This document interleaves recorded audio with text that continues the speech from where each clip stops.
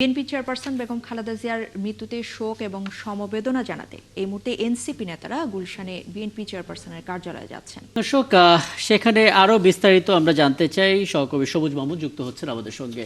সবুজ, আমরা জানি এখানে জামাতের নায়েবে আমির এসেছিলেন, এনসিপির আহ্বায়ক নাহিদ ইসলাম এসেছিলেন, তিনিও কথা বলেছিলেন।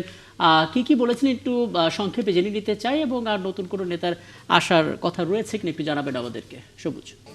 রাকিব, এই মুহূর্তে বিএনপির যে গুলশান কার্যালয়, এটি কিন্তু একটি শোকের ছায়া চলছে। এখানে দলীয় নেতাকর্মীরা সকাল থেকে এখানে এসে ভিড় করছেন সাবেক প্রধানমন্ত্রী বিএনপি চেয়ারপারসন বেগম খালেদা জিয়ার মৃত্যুতে শোক প্রকাশ করার জন্য। এখানে ভেতরে একটি শোক বই রাখা হয়েছে দলের কার্যালয়ে। সেখানে বিভিন্ন কূটনৈতিক বিভিন্ন দেশের রাষ্ট্রদূত এসে এখানে বইগুলোতে কিন্তু স্বাক্ষর করেছে, এবং বাংলাদেশের বিভিন্ন রাজনৈতিক দলের নেতৃবৃন্দরা কিন্তু এখানে এসে সেই শোক বইয়ে স্বাক্ষর করে গেছেন। একটু আগে জামাতের নেতা আব্দুল্লাহ তাহের এবং এনসিপি নেতা নাহিদ ইসলাম, ওনারা কিন্তু এসে শোক বইয়ে স্বাক্ষর করে পরবর্তীতে গণমাধ্যম কর্মীদের সাথে কথা বলেছেন, এবং তারা জানিয়েছেন যে বিএনপির যে এই যে অভিভাবক, উনি আসলে শুধু বিএনপি না, বাংলাদেশের জাতির অভিভাবক ছিলেন, এবং বেগম খালেদা জিয়া পরবর্তী যে প্রজন্ম আছে সেই প্রজন্মের জন্য অনুপ্রেরণা হয়ে থাকবেন বলে আমাদেরকে বলেছেন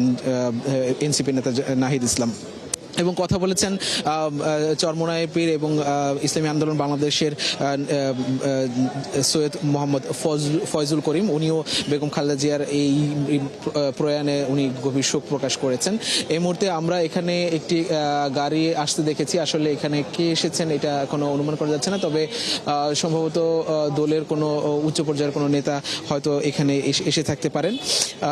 যেমনটা বলছিলাম যে এখানে কিন্তু বিভিন্ন রাজনৈতিক দলের নেতারা এসেছিলেন, এবং বেগম খালেদা জিয়ার বিষয়ে তারা তাদের রাজনৈতিক যে অবদান এবং সে বাংলাদেশের যে সে যে একটা অপূরণীয় ক্ষতি হয়ে গেল সেই বিষয়গুলো বলছিলেন, এবং তার বিদেহী আত্মার মাগফিরাত কামনা করে, এবং তার পরবর্তীতে যে পরকালে। জি, অনেক ধন্যবাদ সবুজ মাহমুদ, এবং নিশ্চয় পরবর্তীতে আরো আপডেট, আরো কথা আপনার মাধ্যমে আমরা জেনে নিতে পারবো। সহকবি সবুজ মাহমুদ যুক্ত হয়েছিলেন বিএনপি চেয়ারপারসনের গুলশান কার্যালয় থেকে, বলছিলেন।